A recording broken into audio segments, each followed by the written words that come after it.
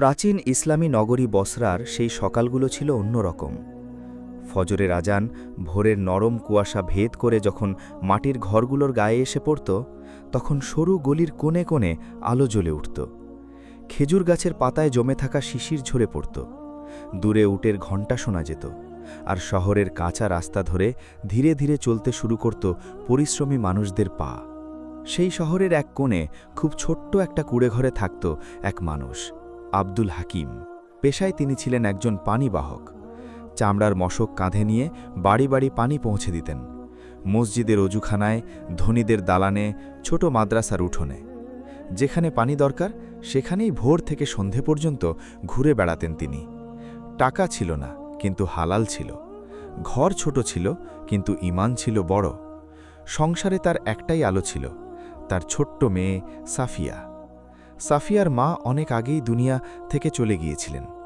তারপর থেকে মাও তিনি, বাবাও তিনি। নিজে না খেয়ে মেয়েকে খাইয়েছেন, ফাটা জামা পরে মেয়ের জন্য কাপড় জোগাড় করেছেন। রাতে তেলের প্রদীপ জ্বালিয়ে মেয়েকে কোরআনের হরফ শিখিয়েছেন।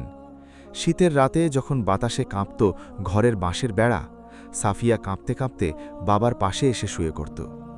আব্দুল হাকিম নিজের গায়ের পুরনো চাদরটা খুলে মেয়েকে জড়িয়ে দিতেন।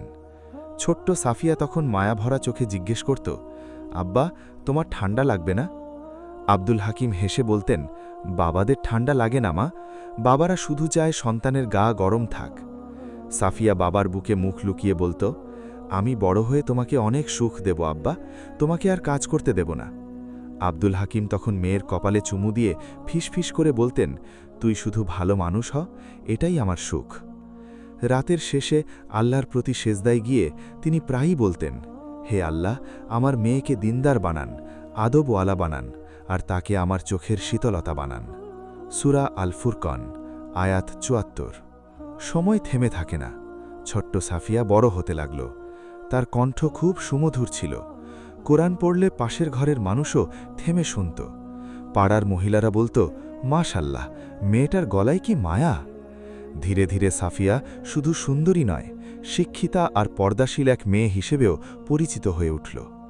একদিন বসরার এক ধনী বণিক পরিবারের মহিলা লোক পাঠালেন তাদের বাড়ির মেয়েদের কোরআন শেখানোর জন্য। একজন পরহেজগার মিষ্টিভাষী মেয়ে দরকার তাদের। পছন্দ হয়েছে সাফিয়াকে। আব্দুল হাকিম খবরটা শুনে চুপ হয়ে গেলেন। তিনি জানতেন, ধনীদের ঘরের চাকচিক্য সবসময় গরিব মানুষের চোখে শান্তি আনে না, অনেক সময় তার নিজের জীবনকেই ছোট মনে করায়। কিন্তু মেয়ের ভালো হবে, কিছু আয়ও হবে, এই ভেবে তিনি অনুমতি দিলেন। সেদিনই নীরবভাবে সাফিয়ার জীবনের মোড় ঘুরতে শুরু করে। সাঈদ ইবনে রাশিদের বাড়িতে প্রথম দিন ঢুকে সাফিয়া যেন অন্য এক দুনিয়ায় চলে গেল। উঁচু ফটক, পাথরের বারান্দা, ঝুলন্ত রঙিন পর্দা, মখমলের গদি, রূপার থালা, বাতাসে দামি আতরের গন্ধ। আর তার নিজের ঘর, মাটির দেওয়াল, পুরনো তক্তা, মাটির হাঁড়ি আর শীতের রাতে ফুঁ দিয়ে জ্বালিয়ে রাখা ছোট্ট প্রদীপ। শুরুর দিকে সাফিয়া শুধু মুগ্ধ হতো। ধনী বাড়ির মেয়েরা কেমন করে হাঁটে, কেমন করে কথা বলে, কেমন কাপড় পরে, এসব দেখে সে অবাক চোখে তাকিয়ে থাকত। তার নিজের জীবনের সঙ্গে এই দুনিয়ার ব্যবধান ধীরে ধীরে তাকে কাঁটার মতো বিঁধতে শুরু করল। একদিন এক ধনী কিশোরী মুচকি হেসে বলেছিল, সাফিয়া, তোমার আব্বা কি এখনও নিজের হাতে পানি টেনে গেড়ান? আরেকজন বলল, ইস, কত কষ্ট তোমার, লজ্জা লাগে না? কথাগুলো হয়তো ঠাট্টা ছিল, হয়তো করুণা, কিন্তু সেদিন থেকে সাফিয়ার মনে প্রথমবার একটা প্রশ্ন জন্ম নিল, কেন আমার বাবা এমন গরিব? সেই রাতে বাড়ি ফেরে সে চুপচাপ ছিল। আব্দুল হাকিম লক্ষ্য করলেন মেয়ের চোখে আজ অদ্ভুত এক অস্থিরতা। তিনি নরম গলায় বললেন, কি হয়েছে মা? সাফিয়া মুখ ঘুরিয়ে বলল, কিছু না বাবা।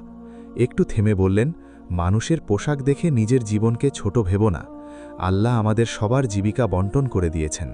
সূরা আজ-জুকরুফ, আয়াত ৩২। কিন্তু সেদিনের সেই কথোপকথনের পর সাফিয়ার ভেতরে পরিবর্তন শুরু হয়ে গেছে। কিছুদিন পর বড় খবর এলো। সেই ধনী বণিক পরিবারের ছেলে মোয়াজের জন্য সাফিয়ার বিয়ের প্রস্তাব এসেছে। মোয়াজ ছিল শিক্ষিত, সুদর্শন, ব্যবসায়ী পরিবারের সন্তান। বাসরার বহু পরিবার সেই ঘরে মেয়ের বিয়ে দিতে চাইত, আর সেই ঘর থেকেই প্রস্তাব এসেছে সাফিয়ার জন্য। আব্দুল হাকিম সেজদায় পড়ে কেঁদে ফেললেন। তিনি ভাবলেন, আল্লাহ, আপনি আমার গরিব ঘরেও রহমত পাঠিয়েছেন।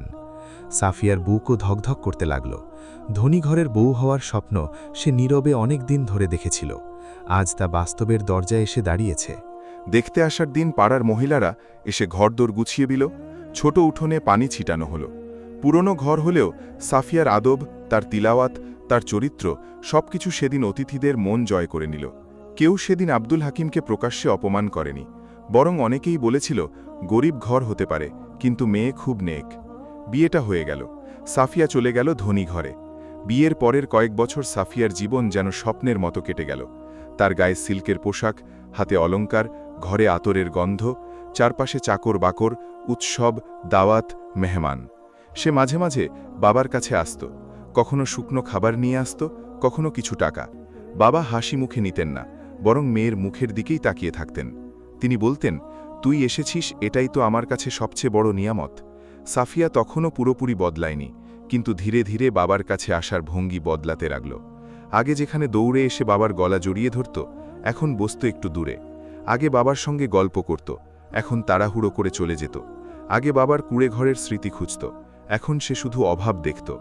অহংকার কখনো একদিনে জন্মায় না, এটা নীরবে আস্তে আস্তে হৃদয়ের ভালো জায়গাগুলো শুকিয়ে দেয়। একদিন সাফিয়া বাজারে কাপড় কিনতে গেল। সঙ্গে ছিল কয়েকজন ধনী ঘরের বান্ধবী। বাজার জুড়ে কোলাহল, কাপড়ের দোকান, আতরের গন্ধ, খেজুরের স্তূপ, মানুষজনের হাঁকডাক। ঠিক তখনই পাশের এক দোকানে পানি দিতে এসে আব্দুল হাকিমের সঙ্গে সাফিয়ার দেখা হয়ে গেল। বাবা মেয়েকে দেখে মুখ ভরা হাসি নিয়ে বললেন, কেমন আছো মা? সাফি একটু অপ্রস্তুত হয়ে গেল, কিন্তু সেদিন বেশি কিছু না বলে দু একটা কথা বলে চলে গেল। তার বান্ধবীরা দূর থেকে সব দেখল। কিছুদিন পরের ঘটনা, আবার বাজার, আবার সেই কোলাহল। আবার আব্দুল হাকিম এক দোকানে পানি নামাচ্ছেন। পাশেই এক দোকানে সাফিয়া তার বান্ধবীদের সাথে পোশাক দেখছিল আর গল্প করছিল। ঠিক তখনই সাফিয়ার এক বান্ধবী জিজ্ঞেস করল, সেদিন যে বৃদ্ধের সঙ্গে তোমায় কথা বলতে দেখলাম, উনি কে? একটা মুহূর্ত, মাত্র একটা মুহূর্ত। মানুষের চরিত্র অনেক সময় এমন এক মুহূর্তেই ধরা পড়ে। সাফিয়া ঠোঁটে সামান্য হাসি এনে বলল, ও, উনি আমাদের এলাকার এক বৃদ্ধ মানুষ, কষ্টে থাকেন। মাঝে মাঝে আমরা সবাই মিলে একটু সাহায্য করি। কথাটা শুনে পাশের দোকানে দাঁড়িয়ে থাকা আব্দুল হকিমের হাত থেমে গেল, মাথা নিচু হয়ে গেল। মশক থেকে পানি ঝরছিল, আর তার চোখ থেকেও। সে নিজের মেয়ের মুখে প্রথমবার শুনল সে আর বাবা নয়, সে এখন এলাকার এক বৃদ্ধ। সাফিয়া জানল না বাবা সব শুনেছে। আব্দুল হকিম কার ওদিকে তাকালেন না, শুধু আকাশের দিকে মুখ তুলে বুকের গভীর ব্যথা গিলে ফিসফিস করে বললেন, রব্বানা হাবলানা মিন আজওয়াজিনা ওয়াজুররিয়াতিনা কুররাতা আয়ুন। হে আমার প্রতিপালক, আমার সন্তানকে আমার চোখের শীতলতা বানান। তারপর চুপচাপ চলে গেলেন। কোনো অভিশাপ নেই, কোনো অভিযোগ নেই, শুধু দোয়া। কিছুদিন পর সাফিয়ার বিবাহ বার্ষিকী এলো। ধনী ঘরে আয়োজন হলো, আত্মীয় স্বজন এসেছে, হাসাহাসি, গল্প, খাওয়া দাওয়া সব মিলিয়ে বাড়ি জমজমাট। মোয়াজ তখন বাইরে ছিল। ঘরের ভেতরে সাফিয়া তার আত্মীয়দের সঙ্গে বসে আছে। এদিকে জামাইয়ের দাওয়াত পেয়ে আব্দুল হাকিম ভাবলেন, আজ মেয়ের সুখের দিন, একটু দেখে আসি। নিজের সাধ্যের ভেতরে কিনে আনা সামান্য কিছু শুকনো খেজুর ছোট্ট এক থলেতে নিয়ে তিনি মেয়ের বাড়ির উঠোনে এসে দাঁড়ালেন। ভেতরে তখন কথা হচ্ছে। একজন আত্মীয় জিজ্ঞেস করল, এই বৃদ্ধ লোকটা কে? সাফিয়া খুব স্বাভাবিক গলায় বলল, ও আমাদের এলাকার এক বৃদ্ধ, পানি দেয়, আমরা কখনো কখনো কিছু সাহায্য করি। আজ হয়তো অনুষ্ঠানের খবর পেয়ে এসেছে। ঘরের বাইরেই সেই উঠোনে দাঁড়িয়েছিলেন আব্দুল হাকিম। হাতে ধরা খেজুরের থলি কেঁপে উঠল। মেয়ের সুখের দিনে আশীর্বাদ দিতে এসে তিনি আবার শুনলেন তিনি বাবা নন, তিনি এক বৃদ্ধ, দয়ার পাত্র। তার চোখ বেয়ে ঝরতে লাগল অশ্রু। দরজার চৌকাঠে দাঁড়িয়ে বুকের গভীরতম জায়গা থেকে তিনি আবারও সেই একই দোয়া করলেন, হে আল্লাহ, আমার সন্তানকে আমার চোখের শীতলতা বানান। তারপর নিঃশব্দে ফিরে গেলেন। কিছুদিন পর সাফিয়া একবার বাবার কাছে এসে নিচু গলায় বলল, বাবা, তুমি আমার কাছাকাছি বেশি থেকো না, অনেকে বাজে কথা বলে। আব্দুল হকিম কিছুক্ষণ মেয়ের মুখের দিকে তাকিয়ে থাকলেন। মনে হলো সেই ছোট্ট সাফিয়াকে খুঁজছেন, যে শীতের রাতে তার বুকে মুখ লুকিয়ে থাকত। তারপর খুব নিচু গলায় বললেন, আচ্ছা মা। এই আচ্ছা মায়ের ভেতরে ভেঙে যাওয়া এক পাহাড়ের শব্দ ছিল, কিন্তু কেউ শুনল না। তারপর অনেক দিন কেটে গেল, সাফিয়া আর এলো না। আব্দুল হাকিম একা ঘরে মেয়ের স্মৃতি নিয়ে দিন কাটাতে লাগলেন। কখনো ভাঙা তক্তার দিকে তাকাতেন, যেখানে সাফিয়া বসে কুরআন পড়ত, কখনো দেওয়ালে হাত বুলিয়ে দিতেন, যেখানে ছোটবেলায় মেয়ের উচ্চটা মেপে দাগ কেটেছিলেন, কখনো সেই পুরনো ছেঁড়া চাদরটা বুকে জড়িয়ে বসে থাকতেন, যেটা দিয়ে একদিন মেয়েকে শীত থেকে বাঁচিয়েছিলেন। একদিন তিনি খুব অসুস্থ হয়ে পড়লেন। শরীরে জ্বর, বুকে ব্যথা, হাঁটতেই কষ্ট, কাজ বন্ধ, টাকাও নেই। পড়শিরা আব্দুল হাকিমকে খুব ভালো করেই জানত। যে যা পারত এনে দিত, কেউ একটু রুটি, কেউ স্যুপ, কেউ ভেষজ ওষুধ। কিন্তু এবার অসুখ যেন ছাড়ছিল না। এই সময় বাজারে এক চেনা লোক সাফিয়াকে দেখে বলেছিল, আপনার বাবার শরীর খুব খারাপ, একবার দেখে আসুন। সাফিয়া শোনেও না শোনার ভান করেছিল, মুখ ফিরিয়ে কাপড় দেখতে শুরু করেছিল। এদিকে হাকিমের অবস্থা খারাপ হতে লাগল। একজন বলল, চাচা, আপনার মেয়ে তো প্রায়ই বাজারে যায়। আব্দুল হাকিমের নিভে যাওয়া বুকের ভেতর সামান্য আশার প্রদীপ জ্বলে উঠল।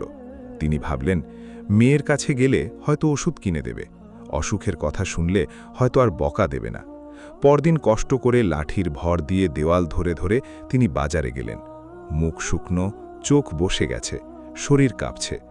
এক হিজাবের দোকানের সামনে তিনি সাফিয়াকে দেখলেন, সঙ্গে কয়েকজন পরিচিতা নারী। আব্দুল হাকিমের চোখে হঠাৎ আলো ফুটে উঠল। তিনি এগিয়ে গিয়ে কাঁপা গলায় ডাকলেন, মা, সাফিয়া। সাফিয়া চমকে তাকানো। আব্দুল হাকিম ভিক্ষা চাইছিলেন না, শুধু মেয়ের মতো একটু সহায়তা চেয়েছিলেন। তিনি বললেন, মা, আমায় একটু ওষুধ কিনে দিবি, খুব অসুখ। এক মুহূর্তে সাফিয়ার চোখে চারপাশের মানুষ, সম্মান, লজ্জা, অহংকার সব একসঙ্গে জেগে উঠল। আর সে সবার সামনে চিৎকার করে বলল, তোমাকে না বলেছি আমার কাছাকাছি আসবে না, কেন বারবার আমার সামনে আসো? চারপাশ থেমে গেল। দোকানদার না বুঝে বলে উঠল, এই ভিখারি বলার স্বভাবই এই রকম, ধনী দেখলেই গায়ে পড়ে। সাফিয়া ব্যাগ থেকে 10টা মুদ্রা বের করে বাবার হাতে গুজে দিল, তারপর মুখ ফিরিয়ে চলে গেল। আব্দুল হাকিম স্তব্ধ হয়ে দাঁড়িয়ে রইলেন, হাতে কাঁপতে থাকা 10টা মুদ্রা, চোখে জমে থাকা পানি, আর বুকের ভেতরে কবরের মতো নীরবতা। তিনি যেন বুঝতেই পারছিলেন না এটা কি সাহায্য না অপমানের দাম। সেই বাজারেই এক দোকানদার সব দেখছিল। সে আব্দুল হাকিমের প্রতিবেশী। সে জানত এই বৃদ্ধ লোকটা সাফিয়ার বাবা। লোকটা হতভাগ হয়ে গেল। সে ছুটে এসে হাকিমকে ধরে বসালো। দেখল লোকটার সারা শরীর জ্বরে কাঁপছে। সে আব্দুল হাকিমকে নিজের বাড়িতে নিয়ে গেল, ওষুধ কিনে দিল, সেবা করল, খাওয়ালো, মাথায় পানি দিল। কয়েকদিন পর আব্দুল হাকিম কিছুটা সুস্থ হলেন, কিন্তু শরীরে আর জোর রইল না।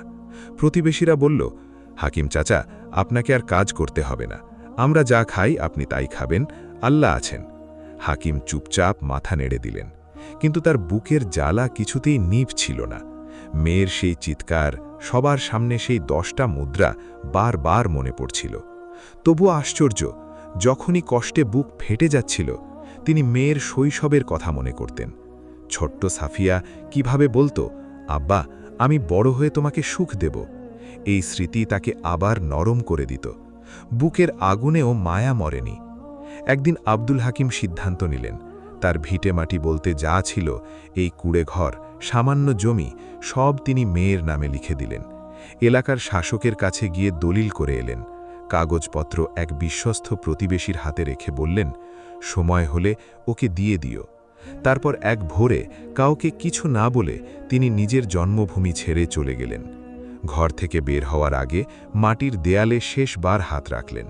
মেয়ের তক্ততে হাত বুলালেন, সেই ছেঁড়া চাদর কাঁধে তুলে নিলেন, আর আকাশের দিকে তাকিয়ে কান্না ভেজা গলায় বললেন, রব্বি আউজিনি আশকুরা নিয়ামতাল্লাতি আনআমতা আলাইয়া ওয়া আলা ওয়ালিদাইয়া আন আমালা সলিহান তারদাহু ওয়া আসলিহ লি ফুররিয়াতি। হে আমার প্রতিপালক, আমাকে আপনার নেয়ামতের কৃতজ্ঞতা আদায় করার তৌফিক দিন এবং আমার সন্তানকে সৎ কর্মপরায়ণ করুন। সূরা আল আহকাফ, আয়াত 15। এই দোয়া বলেই তিনি চলে গেলেন। কেউ জানল না কোথায়। সময় কেটে গেল, বছর পেরিয়ে গেল। তারপর এক ভয়ঙ্কর দুর্যোগ নেমে এলো সাফিয়ার এলাকায়। মহামারী, দুর্ভিক্ষ, খাবারের অভাব, মানুষের চোখে আতঙ্ক, ঘরে ঘরে মৃত্যু। বৃদ্ধরা আগে আগে মারা যেতে লাগল। মানুষ দুর্বল হয়ে পড়ল। মসজিদে শুধু কান্না, দোয়া, জানাজা। কিছু মাস পর দুর্ভিক্ষ কমল, মহামারীও থামল, কিন্তু যাওয়ার সঙ্গে সে নিয়ে গেল সাফিয়ার স্বামী মোয়াজকে। সাফিয়া তখন গর্ভবতী। স্বামীর মৃত্যুর পর ধনী ঘরের মুখ বদলে গেল। যে বাড়িতে একসময় সে ছিল সাজানো বউ, সেই বাড়িতেই এখন সে বোঝা। একদিন স্পষ্ট ভাষাই তাকে বলে দেওয়া হলো, এখানে আর তোমার জায়গা নেই। সাফিয়াকে ঘর থেকে বের করে দেওয়া হলো। যে মেয়ে একদিন রেশম, আতর, গয়নায় ঘেরা ছিল, আজ সে পথের ধুলোয় দাঁড়িয়ে। তখনই সে বুঝল, ধনীর ঘর নিজের হয় না। সেখানে ভালোবাসা না থাকলে মানুষ যে কোনো দিন পর হয়ে যায়। অসহায়, অপমানিত গর্ভের সন্তানকে বাঁচাতে বুক চেপে ধরে সাফিয়া বহু বছর পর নিজের বাবার বাড়ির পথে রওনা হল। পথে ধুলো, মুখে ক্লান্তি, চোখে কান্না। পাড়ায় ঢুকতেই কয়েকজন তাকে চিনে ফেলল। কারো ঠোঁটে তাচ্ছিল্যের হাসি, কেউ বলল, কিরে সাফিয়া, ওই নোংরা বৃদ্ধের ঘরে ফিরলি নাকি? কেউ হাসল। সাফিয়ার মুখে কোনো জবাব এলো না। যে মানুষ একদিন নিজের বাবাকে লুকিয়েছিল, আজ সেই মানুষ নিজের মুখেই লুকাতে পারছে না। সে কাঁপা পায়ে এসে দাঁড়ালো বাবার কুঁয়ে ঘরের সামনে। দরজা আধ খোলা, ভেতরে অদ্ভুত নীরবতা। সে ধীরে ধীরে ভেতরে ঢুকল। ঘর ফাঁকা, তক্তার উপর ধুলো, কোণে কোনো হাঁড়ি নেই, দেওয়ালে বাবার দড়ি নেই, মোশক নেই, সব শূন্য। সাফিয়ার বুকটা হু হু করে উঠল। সে কাঁপা গলায় ডাকল, আব্বা। কোনো উত্তর এলো না। ঠিক তখনই এক প্রতিবেশী এসে দাঁড়াল। তার হাতে একটা কাগজ। সে কাগজটা সাফিয়ার হাতে দিয়ে বলল, এই নাও বোন, তোমার বাবা এই কুঁড়ে ঘর আর ধিয়েটেটা তোমার নামে লিখে গেছেন। সাফিয়ার ঠোঁট কাঁপতে লাগল। সে জিজ্ঞেস করল, বাবা কোথায়? লোকটা দীর্ঘশ্বাস ফেলে বলল, একদিন হঠাৎ তোমার বাবা ইমাম সাহেবকে বলে এলাকা ছেড়ে চলে গিয়েছিলেন। কোথায় গেছেন কেউ জানে না। এই কথা শুনে সাফিয়া আর দাঁড়াতে পারল না। সে ছুটে গেল ইমামের কাছে। ইমাম সাহেব মসজিদের এক কোণে বসেছিলেন। সাফিয়া কাঁপতে কাঁপতে গিয়ে বলল, হুজুর, আমার আব্বা কোথায়? আপনি জানেন? ইমাম সাহেব কিছুক্ষণ চুপ করে তার দিকে তাকিয়ে রইলেন। তারপর ধীরে ধীরে বললেন, তোমার বাবা চলে যাওয়ার কিছুদিন পর পাশের শহর থেকে আমার কাছে একটা চিঠি এসেছিল। সাফিয়ার বুক ধক করে উঠল। ইমাম আবার বললেন, চিঠিতে লেখা ছিল তোমার বাবা অসুস্থ হয়ে মারা গেছেন। জানতে চাওয়া হয়েছিল তার কোনো আপনজন আছে কিনা। সাফিয়ার পা কেঁপে উঠল। ইমাম আবার বললেন, আমরা তো জানতাম তুমি তোমার বাবাকে পছন্দ করতে না, তাই আমরা লিখে দিয়েছিলাম সেখানেই যেন তাকে দাফন করা হয়। এই কথাটা শোনার পর সাফিয়ার দুনিয়া থেমে গেল। ইমাম বললেন, তবে তোমার বাবা যাওয়ার আগে আমার হাতে একটা চিঠি রেখে গিয়েছিলেন। বলেছিলেন, সময় হলে মেয়েকে দিও। ইমাম সাহেব উঠে গিয়ে পুরনো একটা কাপড়ে মোড়ানো ভাঁজ করা কাগজ এনে সাফিয়ার হাতে দিলেন। কাগজটা হলুদ হয়ে গেছে, ভাঁজের জায়গায় একটু ছিঁড়েছে, কিন্তু হরফগুলো স্পষ্ট। সাফিয়ার হাত কাঁপছিল। সে ধীরে ধীরে চিঠিটা খুলল। আমার সাফিয়া মা, আজ আমি এই শহর ছেড়ে চলে যাচ্ছি, চিরদিনের জন্য। আর কোনোদিন তোর সামনে দাঁড়াবো না, আর কোনোদিন তোর কাছে হাত পাতব না। এই বৃদ্ধ মানুষটা কথা দিচ্ছে, আর কোনোদিন তোকে লজ্জায় ফেলবে না। রাগ করিনি তোর উপর মা, কখনো করিনি, করতে পারিনি। কারণ তোকে যখন দেখি, আমি শুধু সেই ছোট্ট মেয়েটাকেই দেখি, যে শীতের রাতে কাঁপতে কাঁপতে এসে আমার বুকে মুখ লুকাত, যে বলতো, আব্বা তোমার ঠান্ডা লাগবে না। সেই মেয়েটাকে আমি কোনোদিন ভুলতে পারিনি মা, আজও পারছি না। তুই সেদিন 10টা মুদ্রা দিয়েছিলি, আমি সেগুলো খরচ করিনি, ওষুধ কিনিনি, খাবার কিনিনি, একটা কাপড়ে বেঁধে বুকের কাছে রেখেছিলাম, কারণ ওগুলোতে তোর হাতের ছোঁয়া ছিল। আর এই দুনিয়ায় তোর ছোঁয়াই ছিল আমার সবচেয়ে বড় সম্পদ। প্রতিদিন রাতে ওগুলো বের করে দেখতাম, আর মনে হতো আমার মেয়ে কোথাও আছে, বেঁচে আছে, ভালো আছে। এটুকুই আমার শান্তি ছিল। মা, তোর জন্য এই দুনিয়ায় আমার আর কোনো চাওয়া নেই, শুধু আল্লাহর কাছে একটাই দোয়া, তুই যেন ভালো থাকিস, তোর সন্তান যেন সৎ হয়, তোর ঘর যেন বরকতে ভরে ওঠে। আমাকে নিয়ে আর ভয় পেতে হবে না তোকে। এই বৃদ্ধ মানুষটা চলে যাচ্ছে চুপচাপ, কোনো অভিযোগ ছাড়া। তোদের জন্য এই ভিটে মাটি রেখে গেলাম। ভালো থাকিস, সুখে থাকিস, কথা দিলাম, আর কোনোদিন ফিরব না। তোর আব্বা, আব্দুল হাকিম। সাফিয়া আর দাঁড়াতে পারল না। হাত থেকে চিঠিটা পড়ে গেল মাটিতে, নীরবে। আর সাফিয়া বসে পড়ল মসজিদের ঠান্ডা মেঝেতে, দু হাতে মুখ ঢেকে কাঁদতে লাগল। এমন কান্না যার কোনো শব্দ নেই, শুধু কাঁপছে সারা শরীর। তারপর একটু একটু করে শব্দ বেরোতে লাগল, ভাঙা ফাঁকা বুক ছিঁড়ে আসা শব্দ। আব্বা, তুমি একা মারা গেলে, একবারও আমাকে ডাকলে না। আমি একবারও গেলাম না তোমার কাছে। আমি তোমাকে মেরে ফেলেছি আব্বা। ইমাম সাহেব পাশে বসে রইলেন, কিছু বলার ছিল না। তার কান্নায় মসজিদের বাতাস ভারী হয়ে গেল। যে মেয়ে একদিন বাবার পরিচয় লুকিয়েছিল, আজ সেই মেয়ে চিৎকার করে পুরো দুনিয়াকে বলতে চাইছিল ওই বৃদ্ধ লোকটাই আমার বাবা ছিল। কিন্তু ততক্ষণে অনেক দেরি হয়ে গেছে। সেদিন সন্ধ্যায় সাফিয়া বাবার ফাঁকা ঘরে ফিরে এলো।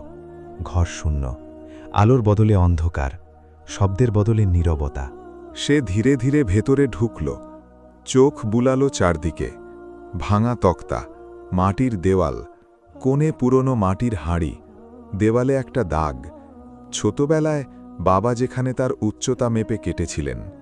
সাফিয়া কাঁপা হাতে সেই দাগে হাত রাখল, আঙুল দিয়ে ছুঁয়ে দেখল। আব্বা? কোনো উত্তর এলো না। হঠাৎ তার চোখ পড়ল এক কোণে একটা পুরনো ছেঁড়া চাদর। সাফিয়া কাঁপা হাতে চাদরটা তুলে নিল। মুহূর্তেই সে চিনে ফেলল, এই সেই চাদর যেটা শীতের রাতে বাবা তার গায়ে জড়িয়ে দিতেন, যেটা কাঁধে দিয়ে ভোরে কাজে বেরোতেন, যেটা হয়তো চোখের পানি মুছতে মুছতে শেষবার এই ঘর থেকে চলে গিয়েছিলেন। সাফিয়া আর নিজেকে সামলাতে পারল না।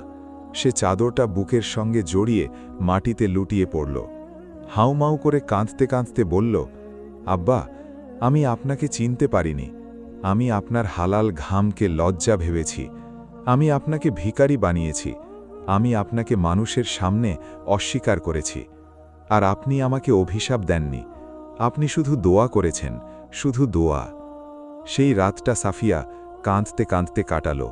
বাবার তক্তার পাশে মাথা রেখে চাদর জড়িয়ে সে বলল, আব্বা, তুমি গরিব ছিলে না, গরিব ছিল আমার অন্তর। তুমি ছোট ছিলে না, ছোট ছিল আমার ঈমান। তুমি অপমানিত হওনি, অপমানিত হয়েছিলাম আমি নিজেই। ভোরের দিকে তার চোখে ঘুম আসেনি, কিন্তু অহংকারটা মরে গেছে। পরদিন সকালে প্রতিবেশীরা দেখল সাফিয়া আগের সেই সাফিয়া নেই। চোখ ফুলে গেছে, মুখ শুকিয়ে গেছে, কিন্তু ভেতরের পাথর গলে গেছে। সে তার গর্ভের সন্তানের উপর হাত রেখে কাঁদতে কাঁদতে বলল, আমি আমার সন্তানকে সবার আগে এই শিক্ষা দেব, কখনো হালাল রুজিকে ছোট ভাববে না, কখনো গরিব মা বাবাকে লজ্জা ভাববে না, কখনো মানুষের সামনে তাদের অস্বীকার করবে না।